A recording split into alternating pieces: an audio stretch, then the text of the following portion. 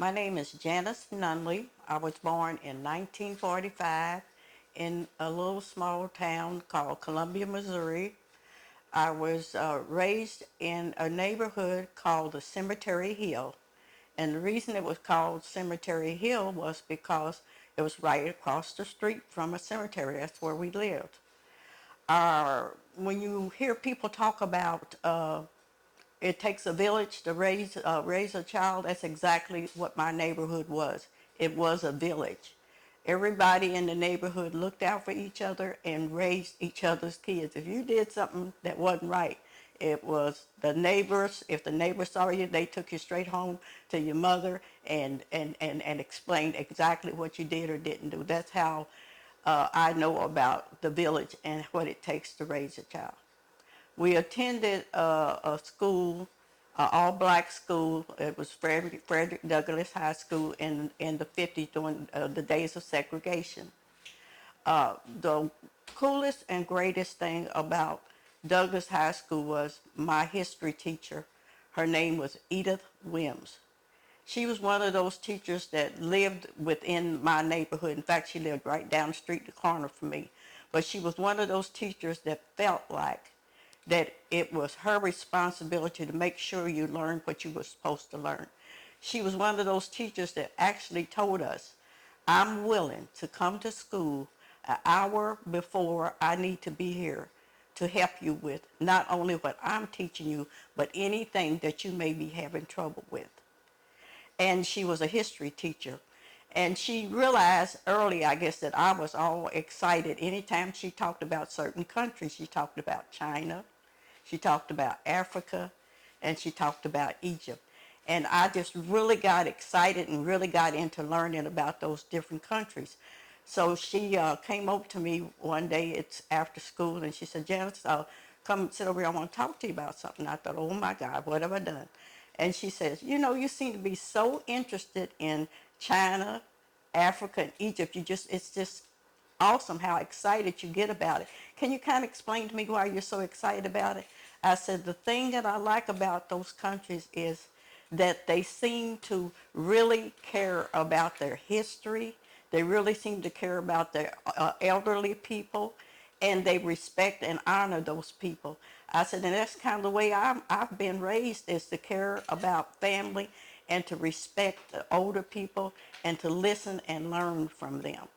And I said, I said, I really wish I could go to some of those countries sometimes. I said, but I'll never be able to do that. And she took my hand, took her hands, and she put them up to my face. And she made me look at her. She says, look at me. She said, if you can dream it and you're willing to work hard enough for it, you can do it. And she said, I'm going to tell you this. I may not be here when you are able to do those things. She said, but I want you to know I'll be on that journey with you. I, I, I just carry that in my heart forever, just thinking about those things. Another thing that I always wanted to, after I got, well, like I said, we went to all black school. Then we had to go to a white school, not because we chose to go, but it was segregated. We had to go. They told us we had to go. So I thought, well, you know, I'm going to give it a chance. And I thought, well, let me participate in some of the activities at this white school. I was a cheerleader, and I was a majorette at the black school. And I was one of those cheerleaders that could do the flips and really go crazy with my pom-pom and everything. So I thought, I'll try for the cheerleading squad. So I tried out for the cheerleading squad. And a heavyset white girl tried out right after me. And the next day, I just thought, well, I hopefully I've got a good chance. But the next day, the white girl was chosen. It broke my heart because I knew I was better than she was. But okay, another thing that happened to me at the white school that kind of stayed with me for a long, long time was I was in this particular class, and I kind of befriended the girl that was sitting next to me. She was a white girl, not befriended her, but just wanted to kind of get to know how things were in that particular class. She made lesser grades than I did on the different exams that we took, and I would write it down, the date and what exam it was, and I'd write down mine. Something just told me to do that. So at the end of the class sessions, the little white girl got a A and I got a B. So I went up to the teacher and I said to her, I said, something's wrong. I said, you may have made a mistake here. And she said, what do you mean? I said, well, Sue got an A out of this class and I got a B.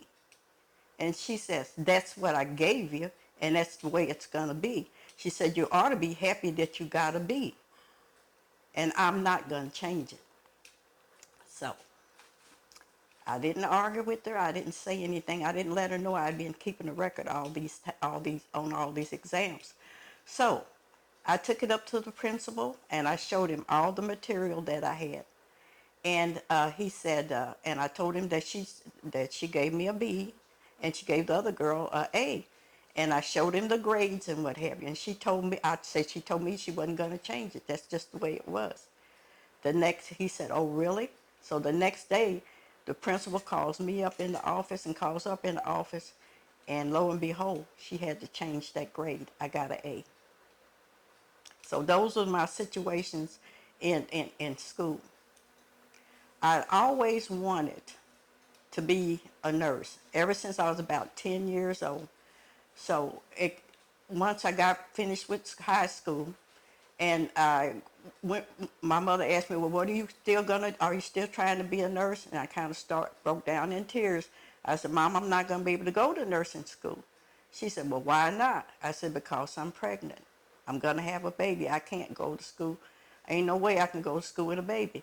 She says, let me tell you what, a baby can slow you down, but it doesn't have to stop you from achieving whatever you want to achieve.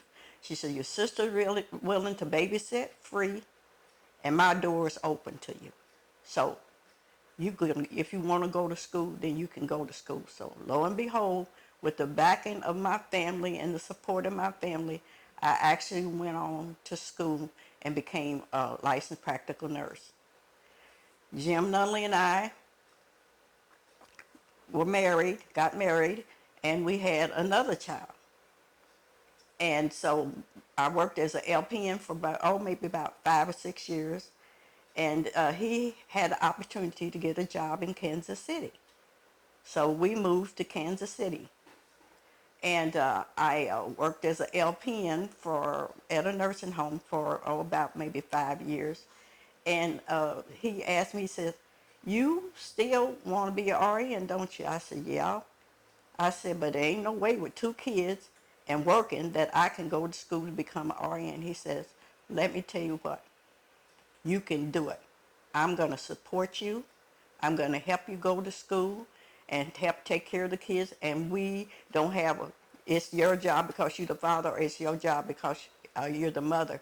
It's our jobs to help each other achieve things that we want to do, and you want to be an RN, and I'm going to help you do it. So lo and behold, the job that I had was willing to work with me hour-wise. Jim Nunnlley was willing to help me in the home with the children and help me with my studying when I needed some help with that. And lo and behold, I achieved that goal, LPN, RN. Now, this is the coolest and most exciting part of my life. I was working at the nursing home, and they gave us some information about the nurses that were able to do a cultural and educational exchange program in China. One of the places that I had told my teacher, Mrs. Williams, that I wanted to go. I got the brochure and I took it home and I laid it on our dresser, and I told Jim about it. I said, but I ain't never gonna be able to do that. About 2 weeks later, they called me up to the switchboard and told me they had some mail for me. I opened up the mail, and lo and behold, he had registered me for that program to go to China. And the greatest thing about it was they gave you a year to pay for it, and you could pay for it any way you wanted to pay for it. And I thought, if he has the faith in me to want to help me achieve a dream that I've had for years, then I'm going to do it. So I went to China on that cultural educational exchange thing. The coolest thing about China was, and the most breathtaking thing was, the Great Wall and the Forbidden Gardens. I mean, it's just awesome to see those kind of things. So every 2 years, I would, since I had the opportunity to go to China, every 2 years, I made up my mind to save enough money and go to the next place that I thought I wanted to go. And lo and behold, I went to Kenya, Africa. When I got to Africa, I was so overcome, I dropped to my knees because I actually was in Africa. And if most black people know, during that time, they used to always say, some people used to say, send them back to Africa. And hallelujah, I was there. I was so overcome. And it's true that there's a lot of poverty in places like Africa. But there are also some awesome things that you can see in Africa, like going on the safari. I shook my head. I couldn't believe that I was seeing wild animals running through the jungle. I couldn't believe that I could see that. Lo and behold, I was actually in Africa. The other most awesome thing I saw was a tribe, an African tribe, dressed in their African attire, doing their African dance and their moves. And you know what? We did the same kind of moves in the United States. And that's where it came from. It's in us to be with that kind of spirit. So Africa was another, and there is a lot of poverty there. Don't get me wrong, there is some poverty there. But I had an opportunity to go to a school, a little African school, and the kids were out on the ground playing, and we asked the kids what could we send them back that they would like to have. And those kids said they wanted pencils and paper and books. Can you imagine if you asked a kid in the United States what they wanted, would they ever say that sort of thing? But that's what was important to them. But at the time when I went to China and when I went to Africa, it was back in the 60s. No, late 60s to early 70s when I went there. So that's how different it was. The other place that I had an opportunity to go that I told my teacher that I wanted to go to was Egypt. Again, those pyramids blew my mind because I was trying to understand how in the world, with not having the techniques and technology that we have, how in the world were they able to move those stones as big as they were. And the other impressive thing about the pyramids was the paintings and things that were on the walls. How in the world did they create paint that could last for centuries and centuries and centuries? You couldn't imagine it. I bought a little statue. I meant to bring it today, but I forgot to bring it. It was of a little Egyptian man, and it was made out of the clay from the Nile River. To this day, I walk and I hold it up to my chest, and I get this warm, wonderful feeling, and it's because of the history that must be in that clay. So I know it's kind of weird that I do those things, but those are the kind of emotions that I have from going on those trips. The other thing that I am so pleased and happy about is that I was raised to think family and to care and share. And over the years, I've been blessed to have been able to be a nurse for over 40 some years. My last job was working at the VA hospital, taking care of the veterans. And I felt honored to be able to give back to them because they had served us. And I'd go into work about an hour early in the mornings and go through the lobby and shake the veterans' hands and thank them for the service that they had given to us. That made me feel so good. The other thing that I'm so pleased with in life is that I've been able, like I say, to be a nurse for over 40 some years. I've been able, my husband and I do a radio show called Plain Talk about diabetes. And what we do on that radio show, and we've been doing it for about 6 years now.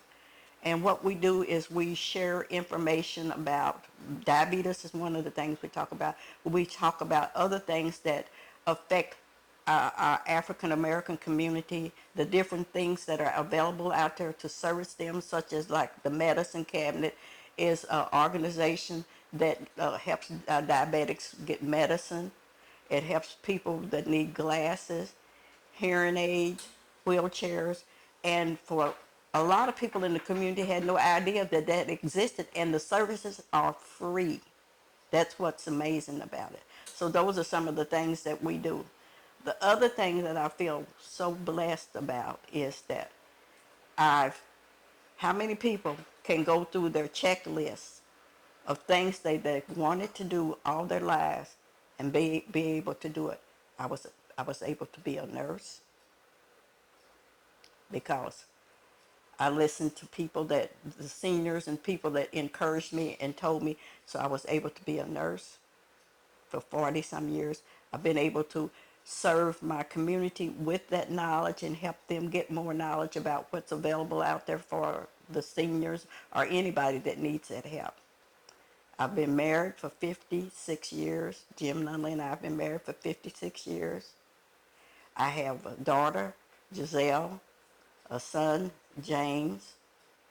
I have 5 grandchildren, Rihanna, Christian, James, third, Blaine, Lariana, and I have 4 great-grandchildren, Christian, J4, Phoenix, and Rose.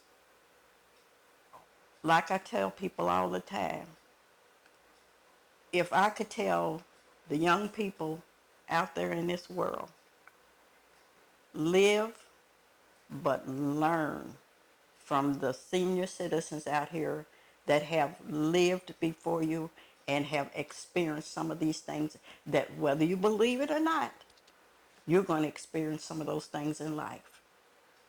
So live, learn, and experience, but at the same time you need to be appreciative, share, and care.